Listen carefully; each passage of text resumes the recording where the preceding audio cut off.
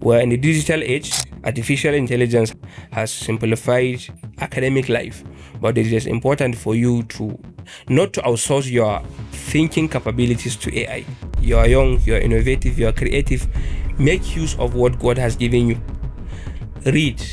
So for young people, you have to take your education serious. If you are in school, take your books serious.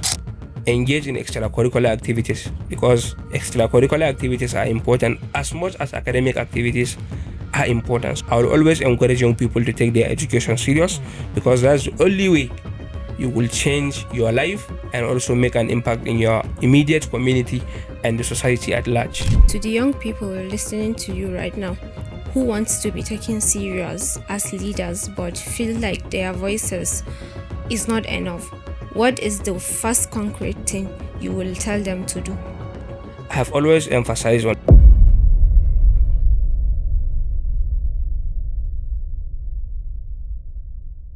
My guest for today is someone who wears many hats and he wears them well. He is an author, a communication consultant, and the Speaker of the Gombe State Youth Parliament. But more than any title, he is someone who has committed his life to proving that how you speak can change what is possible for you and your community.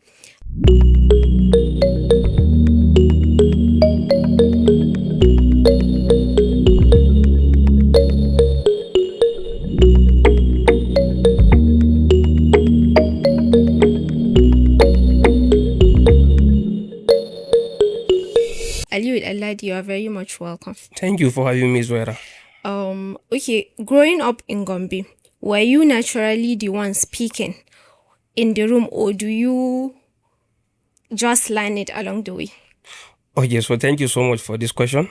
I think it's more like a rephrase of the often asked question that are speakers born or made? Yes. If you'll ask me, I think it is both. For me, growing up as a child, I've always been outspoken. But I wasn't like this, of course. There has to be a process, because before someone could be made, there has to be a lot of challenges along the journey. So as a child, I was always outspoken.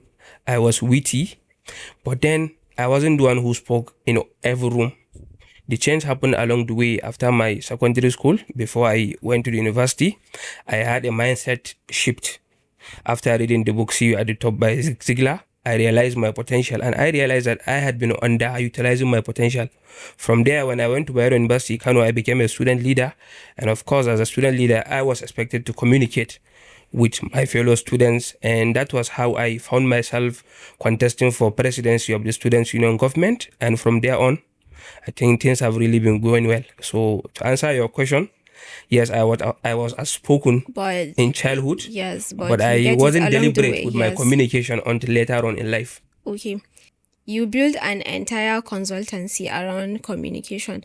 At what point did you realize that how you speak is not just a soft skill, but actually a form of power? All right, the journey of Speak to Success started, I think, earlier than the consultancy was formed. Ever since I discovered my own communication skills, I realized that it is a skill that is needed in our society, and especially for young people. Yes. And that is commonly a challenge.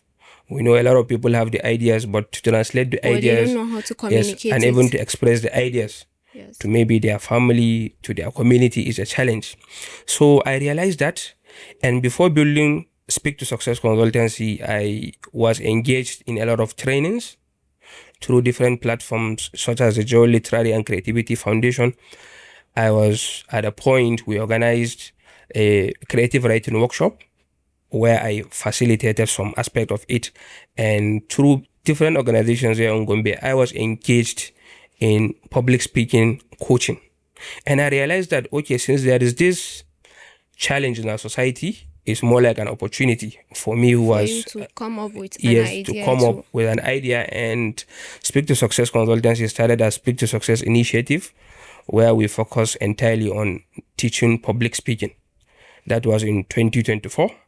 And going forward in 2025, we felt that the right thing to do was to incorporate it as Speak to Success Consultancy, where we could explore a lot of opportunities around leadership and communication, because my interest lies in leadership and communication. And I feel most of the problems we're facing today, either in the public sector or private sector, lies in communication. If you're a businessman or you own a company, the best way to sell your company is through branding. And how do you do that? Is a form of communication also. Exactly. And also, as a public leader, you have to connect your ideas with your audience. So you realize that young people are said to be leaders of tomorrow, but if we don't groom them deliberately, we're not grooming the right leaders for tomorrow. Yes, and exactly. I feel that the modest way for me to give my contribution to society is to speak to Success Consultancy Ltd. That's great. There is a popular saying that it is not what you see, but how you see it. Do you agree with that, or do you think that framing is actually misleading? No, it's not misleading. I believe how you say what you say is as important as what you say. Because just take, for instance, you went to condole with someone, and then you are speaking and smiling at the same time, or be laughing. Do you think it will communicate the right message? No. No, at least you are expected to be sober. That spirit of mourning needs to be on your face, and even the words you say out should be measured. So that's to tell you, framing is very important. And especially for leaders, the way you frame your message will either connect with your audience or not. You might be saying the right thing, but if you're not saying it the right way, you might be miscommunicating actually. So framing is important in communication. Okay. What is the difference between someone who can communicate and someone who leads through communication? Because not everyone who can talk is a leader. Yes. All right, this is quite an interesting question. Just like, everyone who is blessed with the faculty of speech by nature can communicate. Exactly. Yes, it's a human skill. We all can communicate, but not everyone can communicate well, and not everyone can lead through communication. And as John C. Maxwell said, that communication is the most important tool for leadership. If you cannot communicate, you cannot lead. And Simon Sinek said that leadership is actually a way of thinking, a way of acting, and most importantly, a way of communicating. That's to underscore the importance of communication in leadership. And the most effective leaders, either political or corporate leaders, are those who can communicate well. And especially in this digital age, in the age of artificial intelligence, where AI is taking over a lot of human functions, especially technical and analytical, yes. You realize that the best way for you to stand out amongst your peers is for you to possess those human skills, those skills that make us human, and importantly, communication skills. Yes. So not everyone who can communicate can lead through communication, but I believe everyone who is deliberate enough to learn, especially to learn from the best, to practice, can also learn how to lead through communication. Okay. Many young people in the North grow up in an environment where speaking up, especially in front of the elders or authoritative figures, is not always encouraged. How do that cultural concept shape the way young Northerners communicate or struggle to communicate in professional or civic spaces? Yes, we have this culture in the North, more like restraint. That is always restraint that is expected on young people. As a young person, yes. As a young person, when an elderly person says what you don't agree with, you cannot speak up. Yes, you are especially not expected to speak out. And it affects us. You'll understand that culture also matters in terms of communication.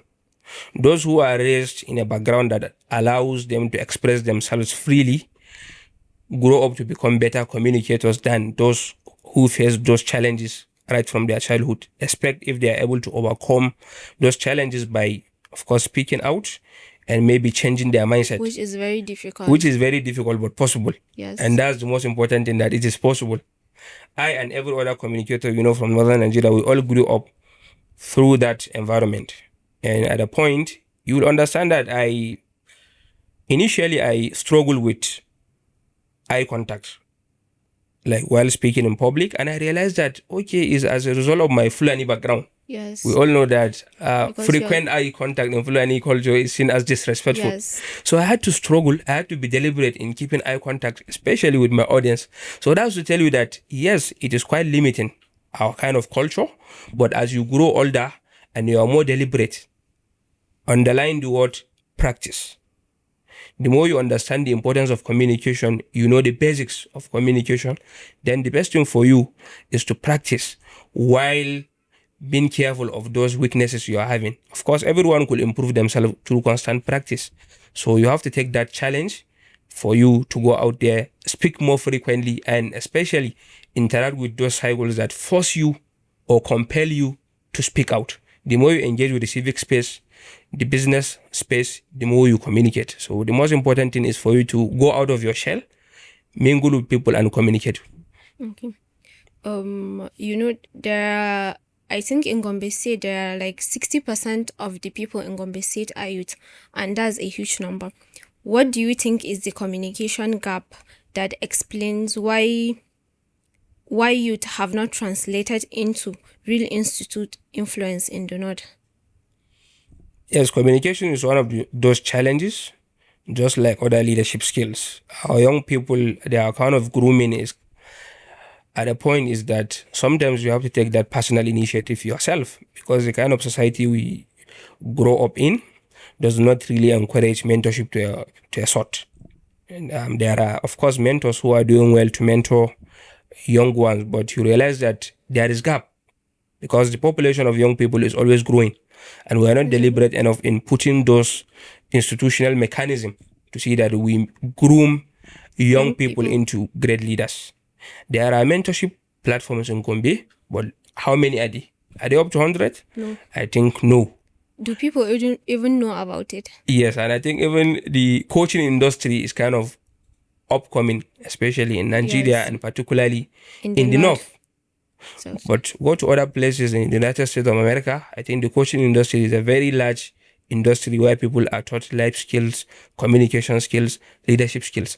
So the institutions we have in place do not correspond with the number of young people we have, especially with the teeming young number of young people. Just like you mentioned the statistics, we have over 65% of young people in Gombe who are below the age of 34. 30. That's to tell you that that's a huge number. And unless we take deliberate steps at mentoring these young people, we are going to have elders in the future who do not have the right sense of direction. And especially for our young people today that are growing up in a world full of distractions, we have to keep them focused and occupied to see that they are doing the right thing. So I think the institutions are there, and also as young people and as individuals who have had that privilege for us to make a kind of mark on the leadership space, it is a responsibility for each and every one of us to go back to their community and see how they could give back to the community.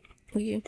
For those who do not know what the Youth Parliament is, can you explain to us what it is all about?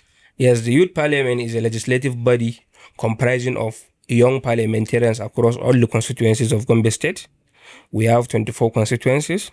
So do we have 24 young members representing each and every constituency in the state. And the major essence of the Youth Parliament is to deliberate on important issues around education, healthcare, climate change, and other forms of civic engagement, and to forward those resolutions to the government. We do not make laws. Of course, we are under the Gombe State House of Assembly with supervision from the Gombe State Ministry of Youth and Sports Development, but all our resolutions are advisory. So whenever we usually have quarterly sittings, and after each sitting, there is a resolution which is passed to the state government to advise it on issues affecting young people. And the essence of the Youth Parliament is a global platform. We are more like affiliated with the Nigerian Youth Parliament, which comprises legislators across all the states of Nigeria. So the essence of the Youth Parliament is to serve as a legislative body first, and also as a leadership training ground for young people. Okay. Let's say you walk into a room with traditional leaders, government officials, who may not take you serious on arrival. Like, you're a young person, what is this one doing here? How do you use communication to shift that dynamic without coming across as disrespectful? Yes, I've been in such situations several times in my life, especially as a young person who is into leadership and civic engagement. I've been in rooms comprising of traditional rulers, religious leaders, and political leaders. Yes, So the best thing for you first is to be respectful. exactly. You have to understand that you are not speaking to your age mates, you are speaking to people And not your younger ones and as not well. your younger ones as well. And that's what takes us to how you frame your message. For you to be respectful and to have the substance. Because we often have young people who think that hot-headedness alone is what they need to make a change in society. And It that's is not not. true. It's Yes. not true. Whatever you're doing, if you're an advocate, you have to be into evidence-driven advocacy. Have your facts. In such instance that you mention, okay, what am I to speak on? Is it on youth empowerment? I have to get my statistics right. I have to get all Yes. my facts and figures. Okay, we have so number of young people in Gombe State, and these are the challenges young people are facing in terms of unemployment, in terms of drug abuse, lack of direction. Okay, what do these institutions, how could they contribute? The traditional institution, I will address to that. The religious Political. institution and the political institution. So the most important thing is for you to understand your message and of course understand your audience, because the more you understand your audience, the more you choose the right words. Context matters in communication. And for every room, there is always a right message for that room. Okay. In your inauguration speech as a speaker, you said this mandate is not about you, but about the voice of the youth of Gombe State. How do you communicate that to an institution that is still learning to take youth governance seriously? Yes, I have mentioned this in my previous response. First is for you to be more evidence driven. Just like I mentioned in the inaugural speech, that the mandate is not just about me, it's about young people whose voices we have the mandate to amplify. The Youth Parliament does not comprise of myself alone. Yes. There are other members and we all have the same purpose. So whenever we have our sittings, like I mentioned too, there is always a proceeding from such sittings, which we communicate to the media. And as representatives of young people, we frequently get invitations to programs that are aimed at amplifying youth voices. And we have organized different programs aimed at bringing young people together, listening to their voices and propagating the voice to the government and relevant authorities. So, of course, we know there are, just like we have success stories, there are also challenges. And like you mentioned, I wouldn't say that our institutions here do not understand the importance of youth voices, but notwithstanding, there needs to be more consideration for young people. We have about a population of young people that is more than 65% That of the is more state. than half of the state. That's to tell you that this constituency is important. But oftentimes, you will see that institutionally there are challenges. So the best way we've been doing is for us to be evidence driven and for us to, where we are having challenges, maybe from the institutions to come in, we explore other ways of making impact. That is why we are young. We are supposed to be creative. We are supposed to be energetic. And the Youth Parliament under my watch has been collaborating with different organizations, partnering with them, organizing programs that are aimed at equipping young people with the right skills. Like recently we had the Gombe Youth Leadership Workshop, which was aimed at equipping young people with leadership skills, which was in partnership with the Youth Development Center of the Presidential Library of Olusegun Obasanjo Presidential Library in Abeokuta. I was privileged to be part of their Presidential Youth Mentorship Retreat last year. And after coming back, I felt that, okay, this is the right time for us to do something. Yes, to trickle for down the lessons we learned there down to our young people. And we partnered with the library. They were able to give us support for us to organize that program. So for as young people, we're always trying to be creative and innovative to see that we make an impact in our society. Okay. Through Speak to Success, you work with young leaders and professionals regularly. What is the single most common communication problem you keep seeing, regardless of background or education? Okay, I think the most common problem I've been encountering for young people and other professionals alike, is lack of clarity. You'll find out that people have the message, everyone has a message, everyone has an idea in their mind, But but how they to don't know how to communicate it propose that clearly, idea. yes, and especially underline the word clarity. A lot of people have the idea, but they cannot communicate it clearly. So I have often faced this challenge across different rooms, and one of the ways we propose to young people and other leaders to overcome such problems is maybe write down your idea. The more you write down your idea, you are forced to think and reflect on it. And as you speak it out, also you gain more clarity. Exactly. But you cannot be effective in your communication unless you are clear in your communication. So if there is any challenge I've noticed around young people, is clarity. And I think it doesn't just end with communication, even in life, in their career choice, Yes, in people their don't in have their that academic choice. clarity. People Yes. don't have clarity. They don't know what to study in school. Just because their friends are all going to medicine or pharmacy or law, They'll everyone also, wants to go there, yes, everyone wants to go whether there. their strength lies there or not. So clarity is a challenge, and we've been deliberate in saying that we help people gain more clarity in their career, in their life, and communication. Okay. Leadership communication breaks down most under pressure, during conflicts, during crisis, when emotions are high. What is your approach when every word you choose could cost you? Yes, silence. Because one thing we don't understand is They that say silent is the best answer, actually. So, and communication is not just about the words you say. Sometimes it's also about the words you do you don't not say. see. In situations of conflict, I think the best way for you is to respond, not just react. You know, anger is one of the extreme human emotions. When you are angry, you tend to react immediately. So the best thing you could do as a leader is for you to pause, take some deep breath, And sip some reflect. water, reflect, and then respond to the situation. And I think great leaders usually master such strategies. You'll find out that when a conflict is happening, great leaders do not respond immediately all the time. Although there are times that the best way to overcome such challenge is to Yes. respond immediately to Yes. troubleshoot. But then there are ways that you have to let emotions calm down before you respond in the right way. Okay.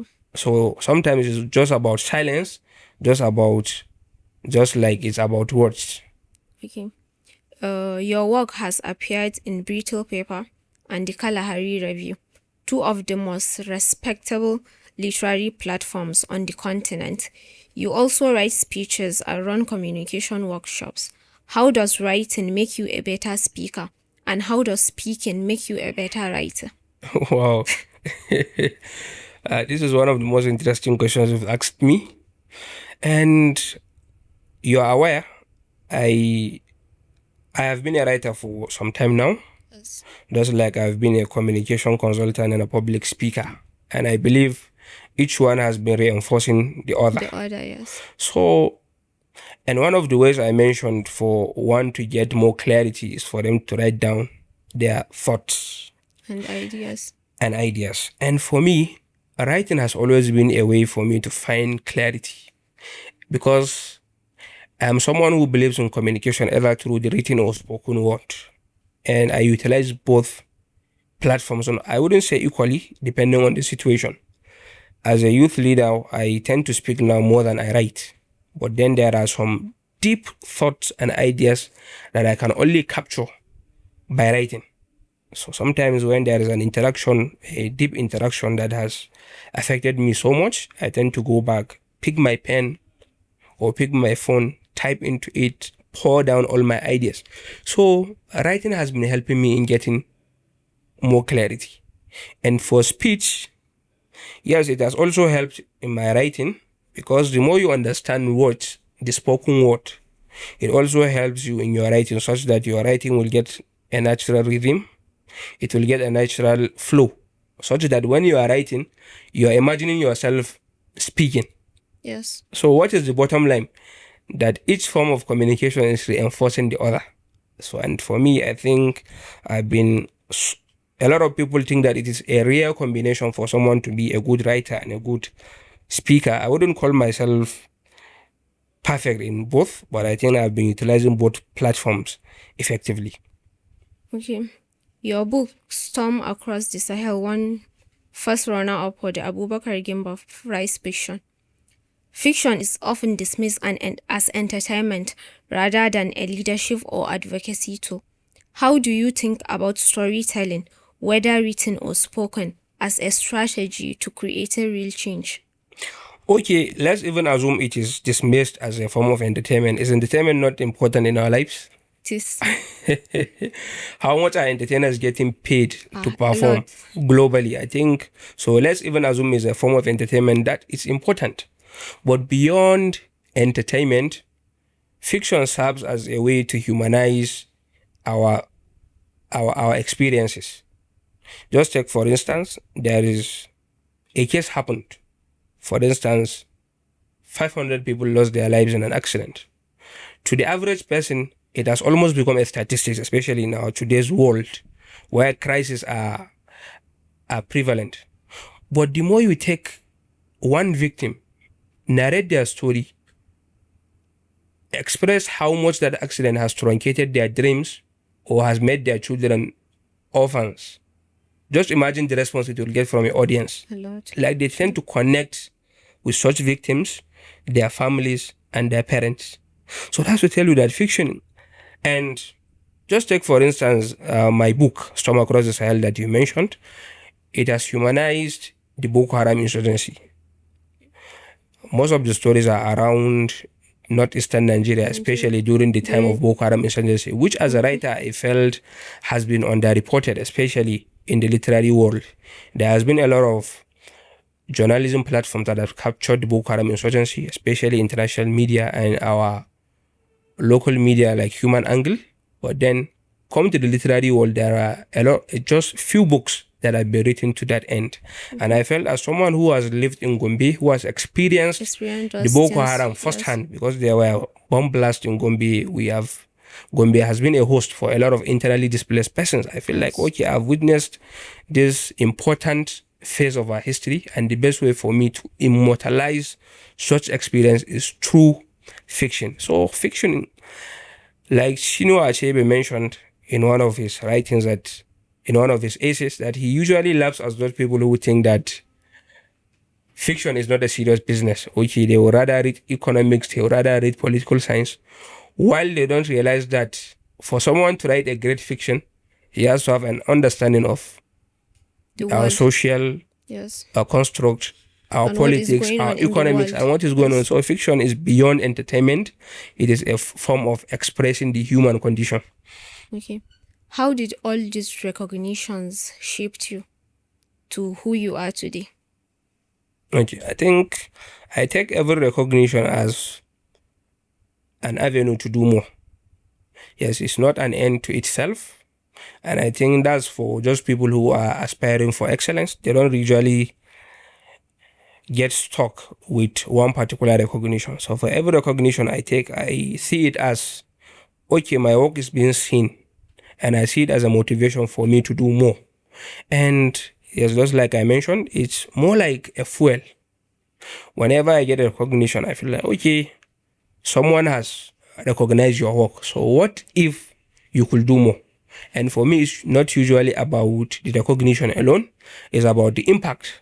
Because for whatever I'm doing, either in terms of communication, in terms of leadership, I imagine that a lot of people are looking up to me, and the impact might not directly touch millions, but indirectly, you don't know.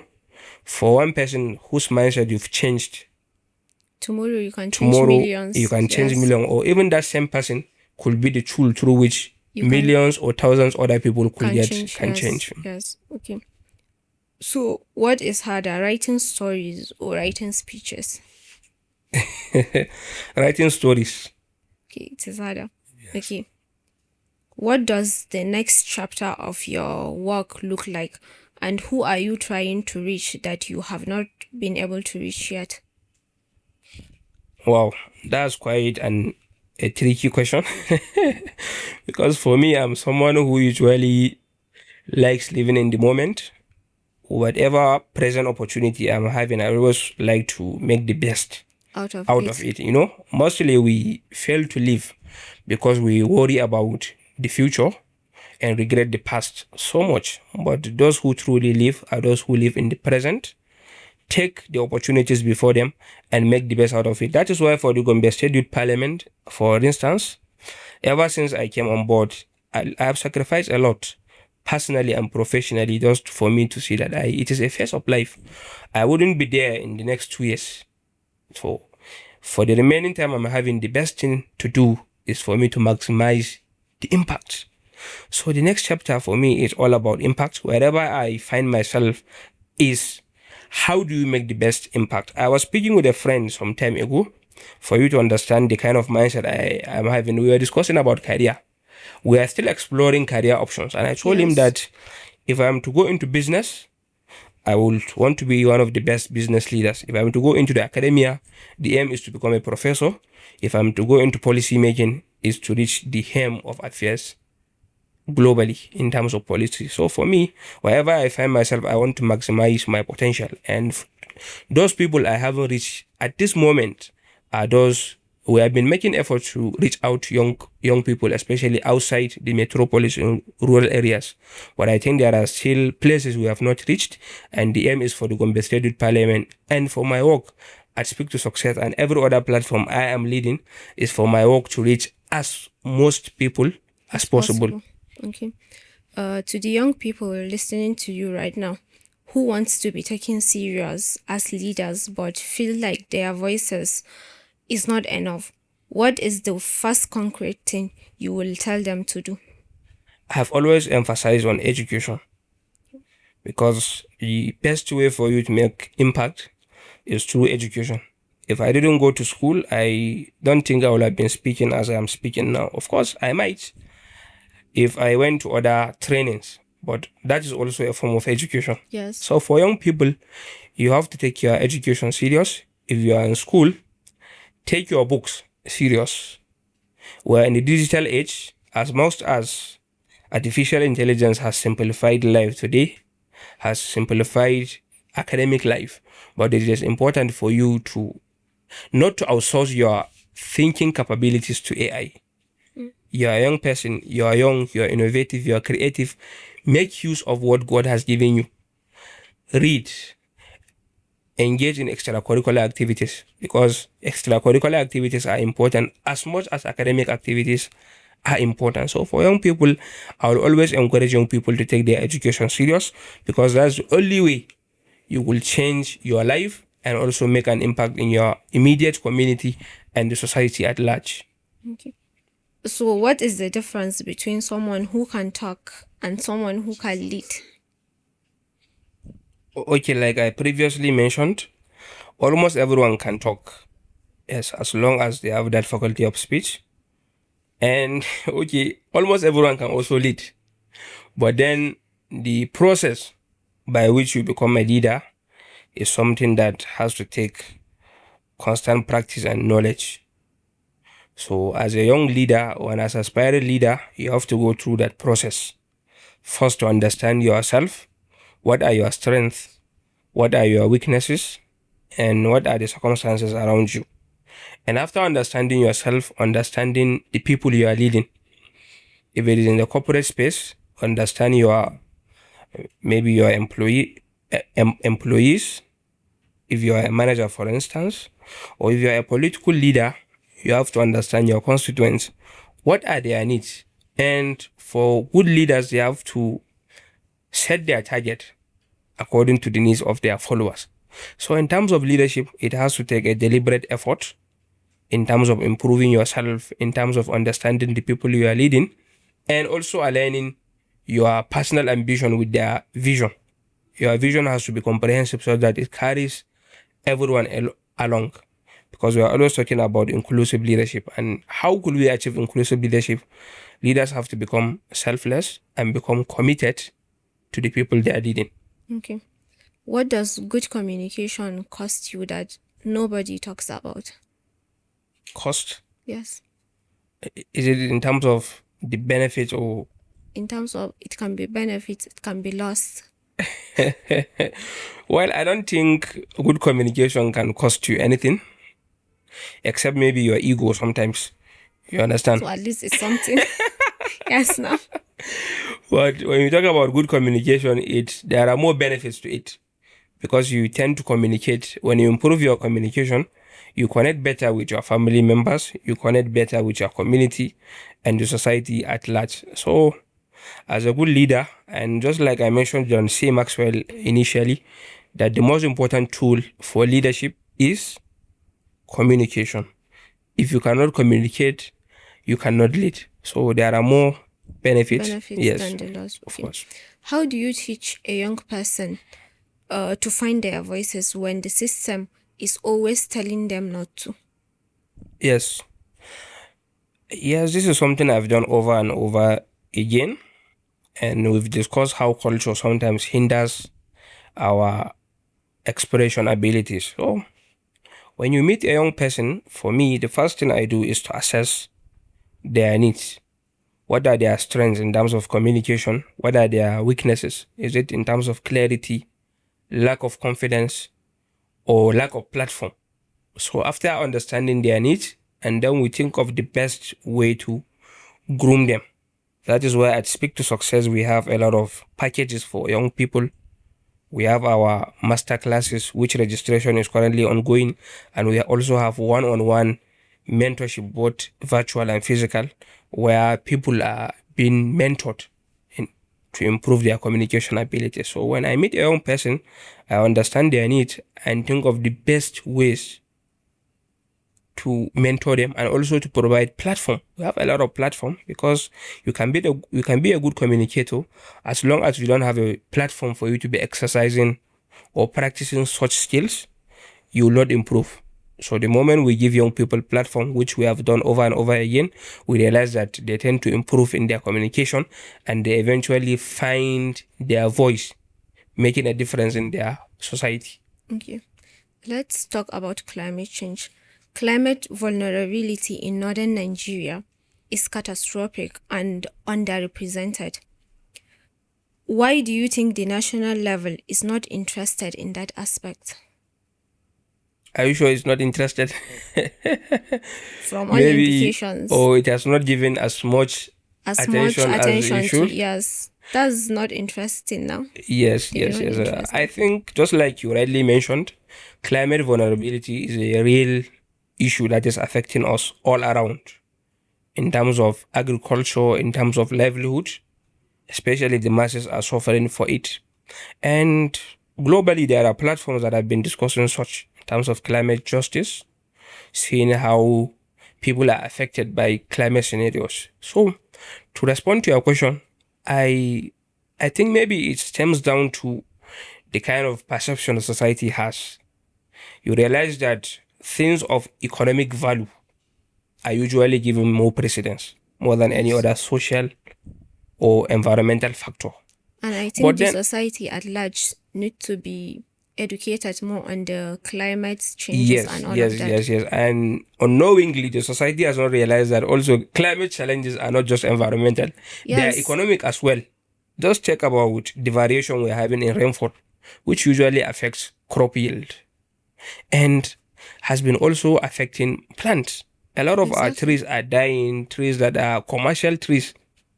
Talk about rainfall variability, as I mentioned, has been affecting crop yield and has also been affecting the masses, especially where we are having more frequent floods across different states, which is also an effect of climate change.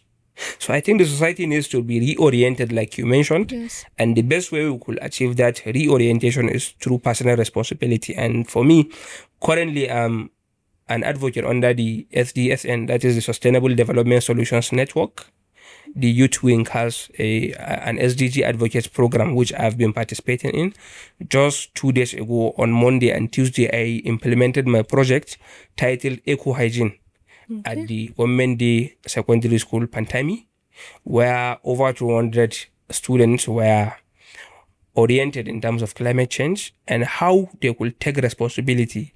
Part of the campaign, we planted 10 trees in the school premises. So that's to tell you that the best way we will achieve that climate awareness we are looking for is for us to take that personal responsibility. If you are aware, it is now on you Your to responsibility, yes, educate the next starting person. your family and also with your community. Okay.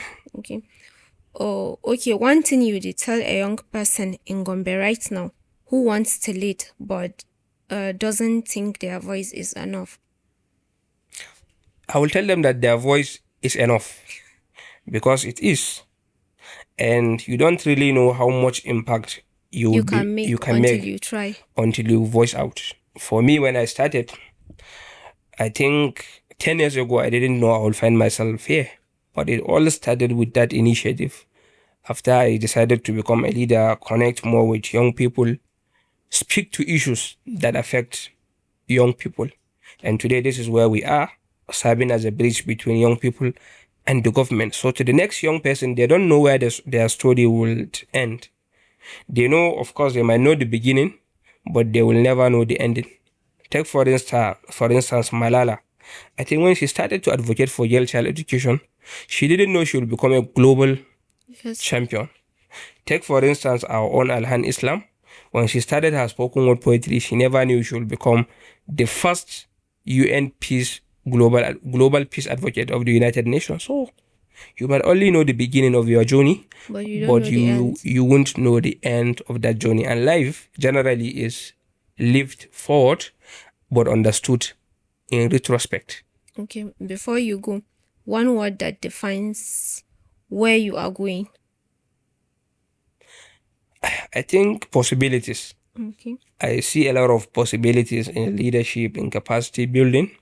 And as much as I work hard and try to utilize my skills, I still believe I have a lot of potential that I'm not utilizing. So for every other young leader, they should be able to see those possibilities. Especially in this global digital age where there are a lot of opportunities for your career development, for your academic growth. So just see the possibilities and go out there to utilize those possibilities. Okay, thank you so much, Ali, for coming. Thank you, Zuwaira, for having me. Yeah, well, you're very much welcome.